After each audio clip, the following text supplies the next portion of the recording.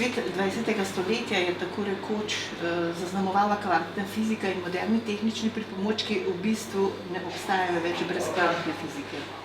V 21. stoletju pa moderna tehnologija uporablja tiste najbolj nenavadne dele kvantne fizike. Govorimo o kvantni komunikaciji, kvantnih detektorjih in tako naprej in tako naprej. In ko govorimo o kvantni tehnologiji, imamo kar predstavo, da ta tehnologija pokriva predvsem kvantno računalništvo. Dr. Anton Potočnik, je to zmota? Če da, zakaj se je ta zmota tako prijela? V bistvu vprašanje ni tako precej dobro.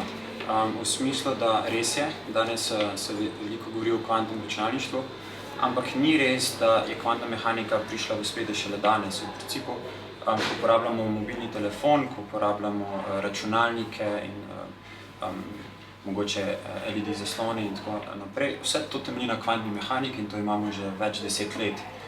In brez kvantne mehanike seveda se nič tega ne bi morali zamisliti. Po drugi strani je pa res, da kvantno računalništvo ponuja nekaj res novega. Namreč vse te neintuitivni pojavi kvantne mehanike so osnovni elementi kvantnega računalništva, kar pomeni, da zdaj lahko prvič izkoriščamo za procesiranje informacij. In to je nekaj zelo novega in nekaj zelo presenetljivega, ki si niti ne moramo predstavljati, kakšne so možnosti. No in zato je seveda tako recimo taka predstava, recimo še v laični javnosti, ne? Ja. Kvantni sistemi temeljijo na kvantni prepletenosti in pa superpoziciji, ne? Pa najprej, v čem je poanta kvantne prepletenosti? To sprašujem zato, ker nahajamo neke zapise, da je že Einstein za kvantno prepletenost izražal neko skepso. Ja, res je. Einstein ni verjel v kvantno mehaniko, ker je rekel, da Bog ne igra iger na srečo. Ne kocka. Ne kocka, tako, to je pravilno po slovensko, ja. In s tem, ker ni verjel in je dvomil, je s tem izredno pripomoril k razvoju kvantne mehanike, ki je res prisilil takratne znanstvenike, da so močno razmislili, kaj to pomeni, kaj lahko povemo, ali res deluje in do katere mere razumemo, kako narava deluje. No in ta primer kvantne prepletenosti je bil eden zelo pomembnih, ki je vsaj takrat izgledalo, da se ne pokorava zakonom fizike, še posebej teoriji relativnosti, propagacije informacij z svetlobno hitrostjo. No in to je bilo zelo nenavadno takrat, ampak to je pripomoralo, da danes razumemo, kaj se s tem res dogaja. In zato govorimo o kvantni prepletenosti kot nekaj res kvantnega, nekaj res čudnega in nerazumljivega. Kako pa pojasniti to superpozicijo, ne? Kvantni sistemi? To je tudi drugi mogoče celo malo bolj splošen pojav. Kvantna prepletenost je nekak podvrst superpozicije. Žal se to ne da res razumeti. Na fakulteti tle na fiziki so nas zelo dobro naučili, da enostavno zračunaš in vidiš. To je kvantna fizika, kvantna narava in mi nimamo intuicije. Če nekaj naredimo s kvantnim sistemom, ne bomo vedeli, kako se bo odzval. Če pa recimo vržemo kocko dol iz mize, pa točno pričakujemo pod kakim kotom, s kakšno hitrostjo bo zadela Zemljo. Tako da superpozicija enostavno je povedati. To pomeni, da lahko imamo sistem v dveh stanjih hkrati, ampak to ne pomeni, da ne vemo, v katerem stanju je. To samo pomeni, da je hkrati in to subtilno razliko lahko uporabljamo tudi za kvantno računanje. Ampak enostavno ne morem pa vam razložiti, kaj točno to je, ker si ne znamo predstavljati. No, čeprav razumem, o čemer ste govorili, teoretično ta učinek ponuja priložnost za takojšnjo komunikacijo z manipuliranjem. Enega delca se takoj spremeni lastnosti drugega, ločenega delca, ne glede na njegovo oddaljenost. Se pravi, da se na majhnem nivoju svet ne obnaša tako na nivoju kvantov, kot bi pričakovali na podlagi vaših fizikalnih pravil, matematike, logike in tako naprej. Se tu raziskovalci srečujete z nekimi omejitvami narave in seveda kako potem to sprejemate glede na to, da naj bi fizika raziskovala zakonitosti narave? Ja, v principu to so težave, ki jih je imel Einstein na začetku, oziroma znanstveniki v tistem času. Izkaže se, da so zakoni narave oziroma fizikalni zakoni, ki jih so ljudje razvili do tiste točke, se še vedno ohranjajo, torej nič ni narobe. Zdaj, seveda, če imamo dva prepletena delca... Se jih tudi uporabljate, ne? Tako. In ja, ne lomimo naravo, tako rekoč, s tem eksperimentom. Recimo, če imamo dva prepletena delca, zelo znan primer je, da jo prepletemo in potem jo ločimo, damo na različne konce vesolja. In to, da sta prepletena, to pomeni, da sta v enem primeru, recimo, ali oba kažeta gor, ali oba kažeta dol. Dokler ne pomerimo, ne vemo, ali kažeta gor ali dol, samo potem, ko pomerimo. No in zdaj, ko sta zelo, zelo daleč dva delca, še vedno ne vemo, v katerem stanju sta. Ne ta stran sveta, ne ta stran sveta ne vesta, dokler prvi ne pomeri. Ko prvi pomeri, recimo, ko moj desni pomeri in pomeri recimo gor, vsi vemo, da bo tudi ta gor. Ampak to ni dovolj, da se pogovarjamo. S tem ne moramo izmenjati informacije. To je recimo ena taka stvar, zato ker smo tako oddaljeni, da tudi če potem ta pomeri nekaj, ne ve, kaj je on pomeril. Oziroma, enostavno povedano, to ni dovolj, da izmenjamo informacije in da se lahko pogovarjamo.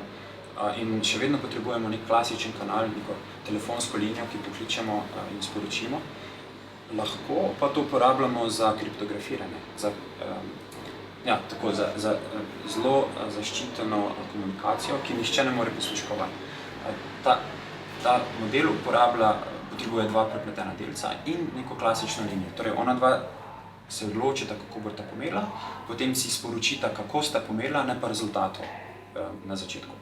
No in nekako ta kombinacija kvantnega in klasičnega, s tem lahko naredimo kvantno kriptografijo, ampak samo izmenjavo informacije, kar je Einsteina skrbelo, pa ne moramo. Tako da se nekako vse pokorava osnovnim zakonom fizike in mi lahko mirno spimo in delamo naprej. Ne uhajate recimo v neke mistične vode, ne? Tako, ne še. Poglejte, Charles Bennett, najbrž ga vi poznate, fizik in informacijski teoretik, pravi, da je kvantna informacija kot nekakšna informacija, ki jo imamo mi v sanjah. On je to zelo plastično povedal, pravi, ko nekomu poveste, kaj ste sanjali, svoje sanje, informacija izgine in ostaja samo tisto, kar ste izrekli. To je seveda težko razumljivo z vidika fizike, ker je potrebno vse preveriti. To imate seveda bomo rekli, v izhodišču vaše znanosti. Tu pa kvantna funkcija kar nekako kolabira. Tako. To je v bistvu zelo dober primer in je res. Če pripravimo neko kvantno stanje, lahko si predstavljamo, da to je neka žogca, ki ima lahko modro ali pa rdečo barvo. In če jo prepletemo, pomeni, da ima modro in rdečo barvo. Zdaj, kako je to mogoče, je to druga zgodba, ampak izkaže se, da je tako. In res, nihče ne ve, kakšnem stanju je, dokler ne pomerimo. Ko pomerimo, se sistem odloči, ali bo šel v eno ali v drugo stanje. Popolnoma naključno. To pomeni, ko imamo to žogco v škatli, je lahko v katerem koli stanju, ko pa jo odpremo, pa vidimo eno ali drugo barvo. Tle mnogo let je bila debata, mogoče samo mi nismo sposobni vedeti prej. Mogoče nekdo ve, mogoče obstaja nek hidden variable, ki pač popiše to stanje, mi jo samo ne vemo in to informacijo dobimo, ko odpremo škatlo. Ampak z bolj zadnjimi eksperimenti smo res pokazali, da nihče ne ve, se ne ve, je v nekem prepletenem stanju in samo ko pogledamo, ko pomerimo, se sistem odloči, v katerega gre. Tako da, če mogoče malo raztegnem to predaleč, bi rekel, da niti Bog ne ve, v katerem stanju je, dokler nekdo od nas ne pogleda. In potem so tle zanimive vprašanja, ali je Luna obstajala, dokler ni bilo nikoga, ker je pogledal, ampak mogoče to za drug čas. Ali pa za kozmologe. Ali pa za kozmologe, tako. No, v začetku smo omenila kvantna računalnika in pa kvantno računanje, ne? Pa me zanima, kako pa ti delujejo, kako se razlikujejo od teh, recimo, klasičnih računalnikov, ki jih imamo? Ja, kvantni računalniki seveda uporabljajo principe kvantne mehanike. Najbolj popularen oziroma najbolj pomemben je kvantna superpozicija, da imamo lahko stanja zasedena hkrati. Kar recimo pomeni, da če imamo dva klasična bita, lahko s tem zapišemo eno od 4 številk, torej 0, 1, 2, 3. Če imamo pa dva kubita, tako imenovana kvantna bita ali kubita, lahko stanje zapišemo, lahko 4 številke zapišemo hkrati. To pomeni, v enem kosu lahko zapišemo hkrati. Kar pomeni, da če imamo recimo danes, ki imamo računalnike z ogromno število bitov, to samo pomeni, da lahko eno relativno veliko številko zapišemo hkrati. V kvantnem računalništvu pa to pomeni, da lahko ne eno veliko številko, ampak vse te velike številke, ki jih je seveda veliko, zapišemo hkrati. No in tle je en zelo zanimiv primer, ko bomo enkrat imeli 300 kubitov, kar ni tako veliko, če si danes predstavljamo, da imamo milijone in milijone tranzistorjev oziroma navadnih bitov, torej 300 kubitov ni tako veliko, bo ta sistem lahko naenkrat predstavljal toliko številk, kolikor je, oziroma več kot je atomov v vesolju. Res ne moremo si predstavljati, kakšne možnosti ponuja kvantno računalništvo. In to je mogoče tisto, kar ga res loči od klasičnega, da je sposoben ne samo reševati določene probleme hitreje, ampak celo reševati določene probleme, ki jih klasični računalniki enostavno ne morejo. Tako da tle je, mislim, da najbolj očitna razlika, pri čemer bi pa rad povedal tudi, da kvantni računalniki bodo vedno potrebovali klasični računalnik do zadaj, no vse zaenkrat, da bo vse skupaj delovalo. Ampak res to kvantno jedro se izkorišča kvantne pojave na način, ki si ga danes mogoče niti ne moramo dobro predstavljati. Veste, kaj me zanima v zvezi s tem, recimo, da mora delovati, recimo, mislim, da na minus 273 stopinj Kelvina, ne? Celzija, ja. Celzija, ja. To so nikak nepojemljive stvari za nas. Hladilniki, torej, kot vsak računalnik, imamo na eni strani procesor, na drugi strani imamo periferijo, ohišje, osnovno ploščo in tako naprej. Isto kvantni računalnik potrebuje procesor, kar razvijamo, in ohišje. In to ohišje je hladilnik, ki deluje na principu mešanice helija 3 in helij 4,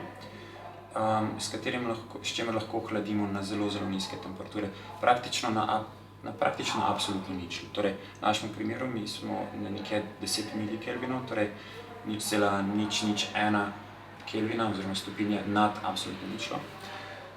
Razlog za to je, da zmanjšamo termične ekscitacije, to pomeni, da fononi oziroma vibracije kristalnih mrež ne zmotijo našega računanja. Doseči pa, trenutno, mislim, danes imamo tehnologijo, ki lahko hladimo tako nizko, ta tehnologija obstaja že več 10 let, če ne celo še več, tako da ni recimo nekaj res novega, ampak je pa res, da splošna javnost nima izkušenj s takimi hladilniki. Ja, poglejte, mislim, to, kar ste govorili seveda o prednostih oziroma sploh o načinu teh kvantnih računalnikov, se je zato kar nekaj globalnih podjetij zaznalo neko tekmo, ki jo obeta to kvantno računalništvo. To so recimo Google, Microsoft, IBM, Intel, Rigetti, Dell, ne. Pa me zanima, kje so težave in koliko so danes že razviti, da si bodo seveda vsi ti potencialni konkurenti, čim prej prisvojili recimo tak izdelek. Napovedi so pa menda nekje 5 let, da naj bi, to so neke aproksimacije, ki ne veš, ali so res ali ne. Ker precej podjetje stavi na kvantno računalništvo, zato ker je res danes prišlo na relativno visoko stopnjo razvitosti, kar pomeni, da je verjetnost za uspeh relativno visok in očitno dovolj visok, da so uspeli prepričati vse investitorje, oziroma dovolj investitorjev, da so vložili denar za razvoj. Danes so, vodilni igralci so res IBM, mogoče Google, tudi Rigetti. Težave so zelo splošne. Nekje 20 kubitov je, kjer smo danes, kjer je kvantni računalnik, ki ga lahko praktično vsak uporablja, ker je dostopen. To je IBM, tako, ker je dostopen na internetu. Ima več računalnikov, 5-kubitni računalnik je dostopen res vsem, 20-kubitni računalnik je dostopen bolj profesorjem in znanstvenikom, ker je seveda čas na teh zelo pomemben. Ampak nekaj danes smo prišli do 20 delovnih kubitov. Vse te firme imajo tudi procesorje z skoraj 100 kubiti, tako okrog na 70. Ampak žal nihče ni uspel še pokazati, da ti veliki kvantni računalniki res delujejo. Jih je tako težko preveriti, ali delujejo, da še nismo tam. Tako da trenutno je stanje nekje pri 20 kubitih in zdaj se vsi ukvarjamo s tem, kako seveda izboljšati kvaliteto teh kubitov in to nam bo pomagalo, da bomo lahko nekako preverili delovanje. Tako kot sem rekel, ko bomo imeli enkrat 300 kubitov, bomo morali preveriti, če so vsa stanja pravilna in teh stanj bo koliko atomov v vesolju. Tako da hitro vidimo, da bo nastal nek problem. In ogromno teoretikov se danes ukvarja s tem, kako res kvantificirati oziroma tako narediti nek benchmarking kvantnih računalnikov, kako bodo ti enkrat dovolj veliki. Tako da res tle je problem nekega velikih možnosti, ki jih te kvantni računalniki omogočajo, je eno od večjih problemov preverjanja, če res delujejo. Ko raziskovalci raziskujete, navajate uporabno vrednost kvantnih računalnikov, se zdi, da je res ta presenetljiva. V množici baze velikih podatkov, naprimer, naj bi lahko našli rešitev, ko podatki nimajo nekega vzorca in so možnosti za odkrivanje optimalnega odgovora zelo majhne. Tudi za te big data. Lahko naj bi pripeljali do odkritja novih zdravil, novih materialov, lahko bi pomagali finančnemu področju za boljše investiranje na borzi, recimo, iskali bodo optimalne logistične poti v globalnem svetu in najbrž še kaj. A so ta pričakovanja velika ali prevelika morda, ker se vsi zdaj lepijo na to. Vem, da recimo zlasti področje biotehnologije, kjer se seveda na področju, kot si zdaj bodi si recimo teh molekularnih zgodb, recimo, ko raziskuje, recimo, bodi si bolezni, bodi si recimo, ne vem, neke genetske zgodbe, recimo pri človeku, imajo ogromno število podatkov in kot sem zasledila, seveda, recimo te izdelovalci algoritmov ne morejo najti recimo tistega vzorca ali pa recimo tistega, kako bi rekla, bistvenega podatka, ki naj bi na nek način definiral recimo tisto ali bolezen ali pa recimo odstopanje ali karkoli. A bo to potem kvantni računalnik pomagal recimo tem ljudem, tem raziskovalcem? Ja, vsekakor. Moje mnenje je na vaše prvo vprašanje, če se obeta preveč oziroma pričakujemo preveč. Moj odgovor je, pričakujemo premalo.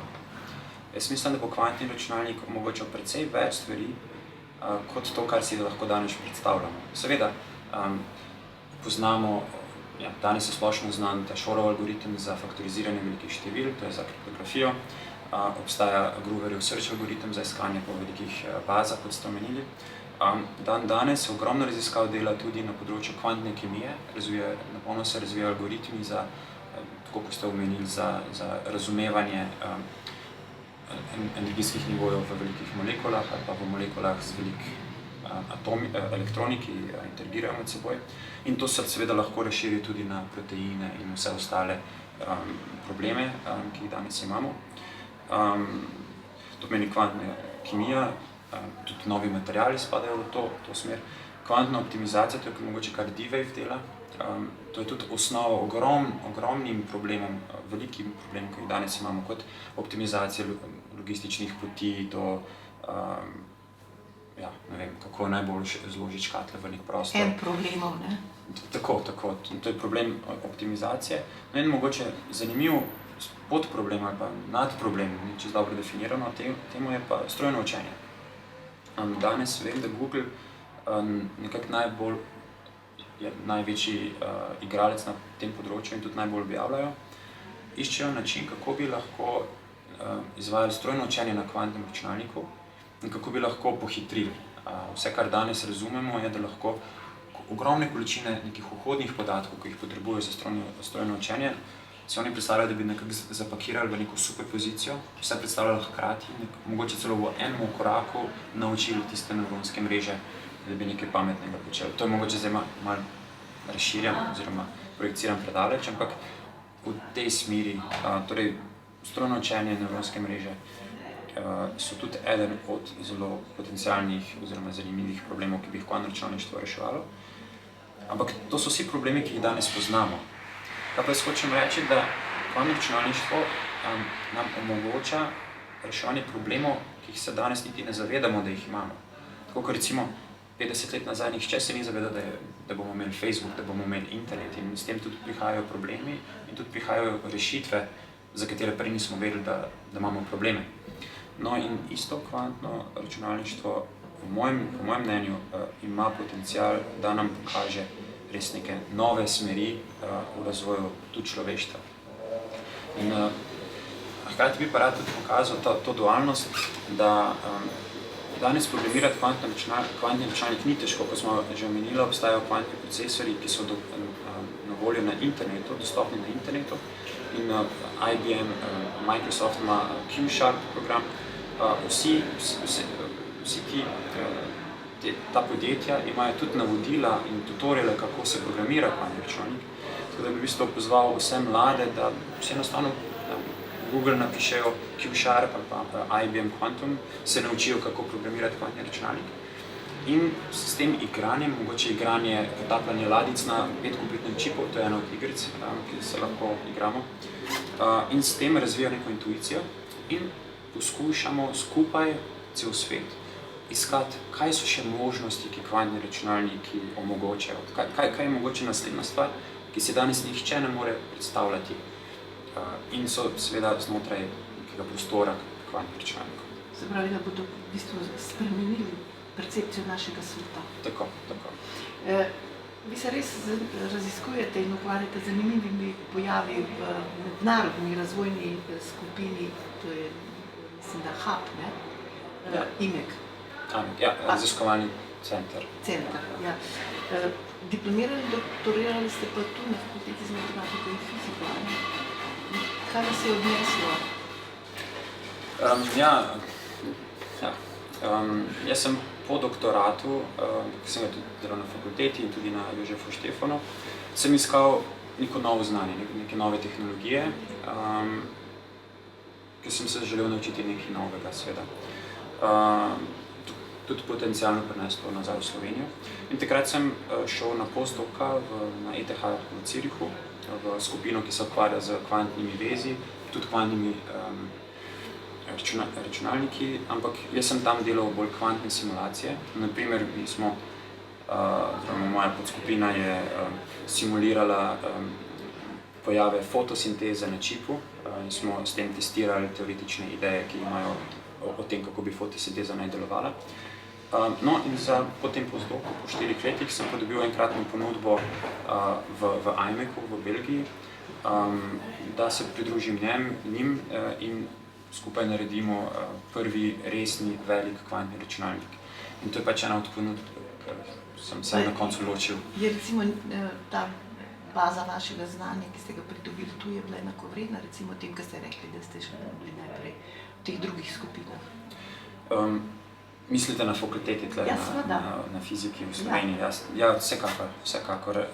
Nikoli nisem imel nekega občutka, da je moje znanje oziroma predznanje, da ni dovolj dobro. In tudi mogoče, seveda, ko greš v novo področje, so stvari, ki jih ne poznaš, ampak tle so nas zelo dobro pripravili, kako se hitro naučiti, hitro razumeti tudi nova področja. Tako da jaz nisem čutil nobenih problemov. Po drugi strani pa tudi res moram omeniti, da na ETH-ju sem tudi sam imel izredno dobre študente, ki bi si včasih želel, včasih bi to pripisal fakulteti, ampak po drugi strani, v tem primeru ETH, je pa tudi ena od najboljših univerz na svetu, kar pomeni, da pritegne smetano oziroma najboljše študente in seveda potem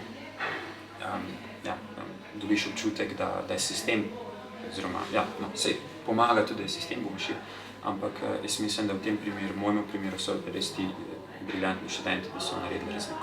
Ampak v vseh korakih do zdaj nisem nikoli imel slabega občutka, oziroma sem bil precej zelo dobro presenečen, kako dobro sem pripravljen. Tako da jaz upam, da bo fakulteta še naprej delovala tako dobro in učinkovito in mogoče celo boljše. Vidim, imajo kar dobre programe za naprej, pričakujem, da se bo kvaliteta še samo povečevala. Poglejte, to vaše področje kvantnega računalništva je sploh nekakšno topika prioritet svetovne znanosti v bistvu, ne? No, in to kaže tudi podatek, da je Evropska komisija v naslednji finančni perspektivi namenila milijardo denarja za ta razvoj, za seveda evropske raziskovalce. Je res, da je razvoj kvantnih tehnologij tako izjemen in pa tudi drag, ne? Ja, Evropska unija je, to je zdaj prišel ven velik flagship za 1 milijardo evrov za kvantne tehnologije v Evropi. To je veliko denarja, ampak če gledamo relativno, pa ni tako veliko denarja. Seveda, kvantne tehnologije so zelo zanimive za nas fizike, ker pač nam omogoča raziskovati in ustvarjati nove stvari, ampak očitno tudi zelo zanimive za ostale ljudi, kot so politiki, ekonomisti, vojska, nažalost. In zato je izredno privlačen in je relativno enostavno prepričati te ljudi, da vložijo denar v kvantne raziskave. Zdaj, Evropska unija je namenila veliko vsoto denarja, ampak hkrati moramo reči, oziroma primerjati tudi, da so posamezne države Evropske unije, kot je Finska, Nemčija, so ponudile mogoče podobno vsoto samo za svojo državo, za raziskovanje kvantnih tehnologij. Seveda tudi Amerika ogromno vlaga, točnih številk, kakor vem, se ne ve, ampak so podobne oziroma celo še večje. Po drugi strani se pa ve, kako Kitajska vlada. Pred kratkim sem prebral, da so ponovno namenili 2 milijardi dolarjev za kvantne tehnologije in odprli so nov inštitut za kvantno tehnologijo nekje z budžetom 10 milijard dolarjev. Tako da, relativno gledano je ogromno denarja, ampak spet pa ni tako. Zdaj, raziskave so drage, inštrumenti so dragi, ampak v primerjavi mogoče z trkalnikom v LHC tudi mogoče niso tako dragi. Tako da tle je res težko primerjati. Vsekakor pa je pomembno, da se vlaga v te raziskave in da pridemo čim dlje in ustvarimo uporabni kvantni računalnik čim hitreje. Vi nameravate kdaj vrniti v Slovenijo pa recimo oplajati ta prostor s tem vašim res obsežnim in potrebnim in sofisticiranim znanjem? No, ja, zaenkrat nimam tega plana. Vsaj za nekaj let bom tam, dovolj, da razvijamo ta kvantni računalnik. Naše projekcije so prvi netrivialni kvantni računalnik, ki bo mogoče nekaj naredil boljše kot klasični 5 let, pol projekcije za nekaj uporabnega je 10 let. Tako da recimo, da v tej skali razmišljam mogoče ostati tam, ampak zatem pa ne vem, zakaj pa ne, nekega razloga, da bi tam ostal, mislim. No, če se bo recimo eventualno tudi ta tehnologija pri nas razvila, da boste lahko koristili. Nimam nekega, nimam nobenega namena ne priti, če bo priložnost, seveda da.